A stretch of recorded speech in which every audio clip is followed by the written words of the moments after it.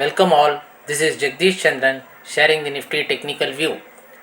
Nifty consolidation continues as per yesterday's analysis.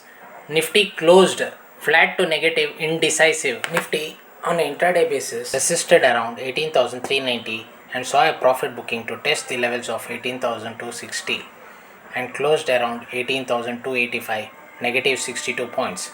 As of now, the range being 18,100 and 18,345 for the day. Major supports for Nifty is at 18,100, resistance at 18,345.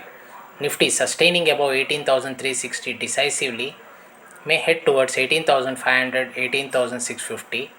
On the other hand, Nifty if breaks 18,130, 18,030 levels decisively, Nifty may slide towards 17,800, 17,600 zones in the coming days. Want to participate in India growth story? Interested to open a demat trading account? Do connect with us. Thanks for watching the video. Do like, share, subscribe, press the bell icon to get the notification. Thank you.